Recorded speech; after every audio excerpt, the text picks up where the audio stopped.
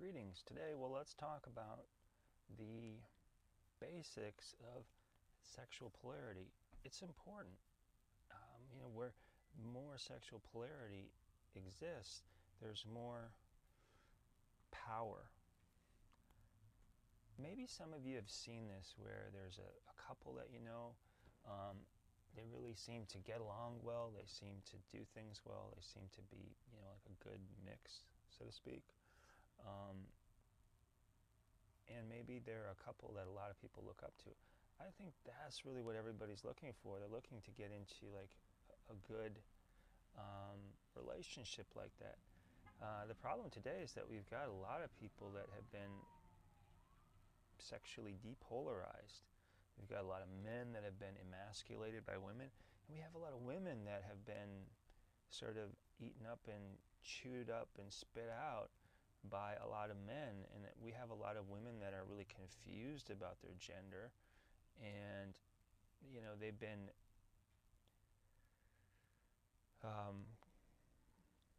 misled by the feminism movement in America today, and it is strong and it is still a powerful force. Unfortunately, there's a lot of hurt and a lot of pain that a lot of people have around their creation story, and it shouldn't be that way. It really shouldn't be that way. People should be happy and thankful for their mother and father. What percentage of people today would you say are thankful for their mother and father? I think if you went in and you asked some people, hey, if you just went into a crowd and said, hey, if you think your mom and dad are great, raise your hand. In a room of 100 people, how many people would raise their hand? I'm guessing maybe 30 of them, and that's probably optimistic.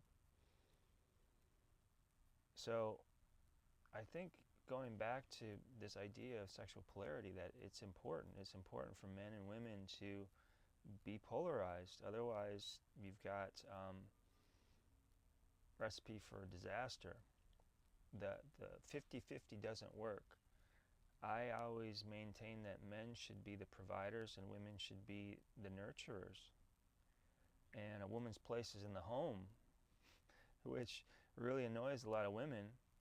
But I don't think of the home as this prison. I think of it as a palace of protection. I think if a woman feels so safe that she can really go into her feminine, there's just wonderful things that can happen. I'm not sure if you guys have ever heard of the old movie The King and I forget the name of the guy who played the king, but he was popular a long time ago. He made a lot of cowboy movies, and he was often bald. I think it was Yul Brynner. I think that's who it was. But if you watch that movie, there's this one scene where the king kind of is talking with this woman, and she's a Western woman, and the two of them, like, they start to jive, and you get this sense that the yin and the yang are working in synchrony. And if you kind of look at that yin and yang symbol, it's really amazing. You can maybe see that could be like some sort of energy vortex, some sort of production mechanism to create free energy for everybody. So I think that's cool, and I think that's what people are looking for. They're looking for this perfect balance in a relationship.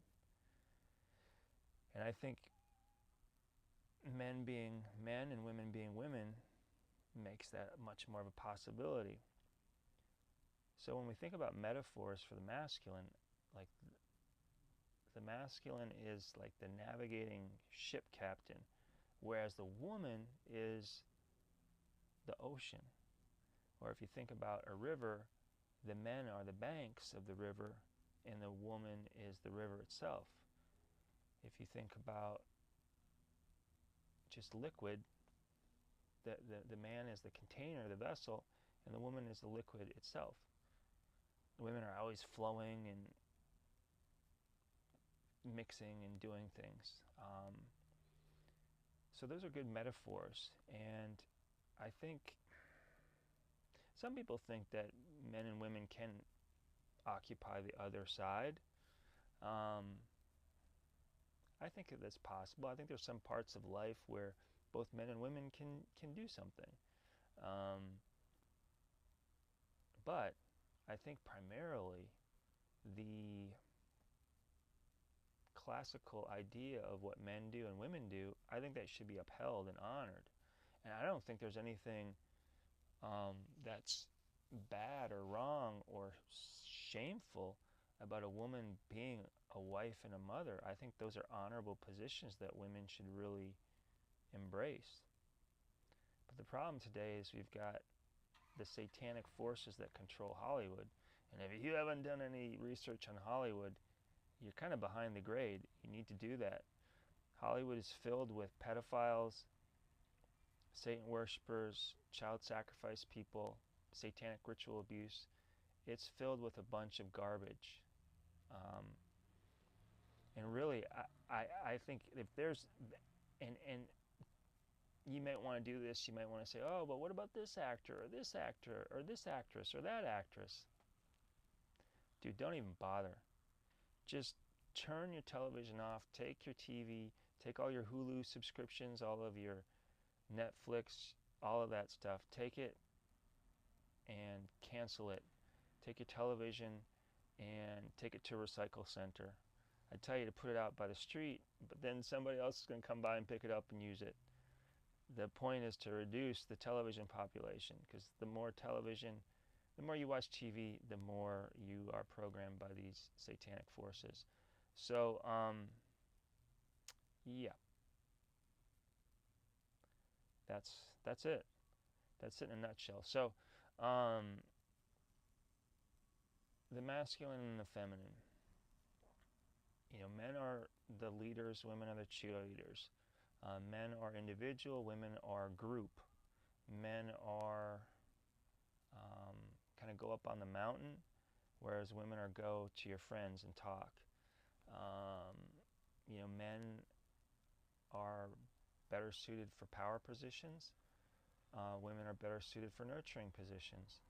Men are better suited to handle stress and to work 60, 70 hours in a week, whereas women, you put a woman in that position, that is not good for a woman. And I've seen what corporate America does to women, and it's a sad tale. It really is.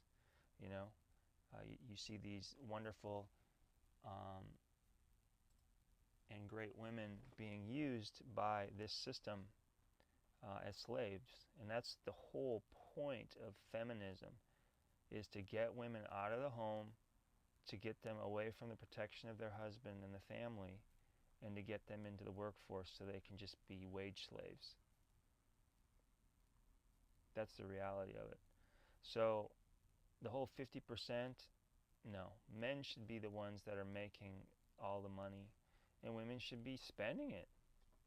There's nothing wrong with that. Just because a woman doesn't have money doesn't mean that she doesn't have power. So in my school, in my world, in my little kingdom, women serve men and men serve women. I mean, just because a man's a leader doesn't mean that he is a tyrant. It means that he's a chancellor, that he takes his wife's opinions into consideration when he makes his decisions. And when things go wrong, he takes responsibility for it. He doesn't blame his wife. He doesn't point fingers at his wife or his kids or say, you know, if it wasn't for her, I would be doing this. And I'd love to tell you that I never did that when I was, you know, with my first wife. I'd love to tell you that I never, ever blamed anything on my wife. But I did. And, you know, in some situations, maybe there's some truth to this, that, oh, you know, my wife did this or my wife did that. Well, all told, you as the man are the leader of your household. So that's really key and vital. If you're blaming things on your wife, that's a feminine trait, and you should stop doing that. All right, this video is getting long. I'm going to cut it here, and I'm going to say, as always, the light in me honors the light in you. Peace, and definitely check out my website. All right, thank you.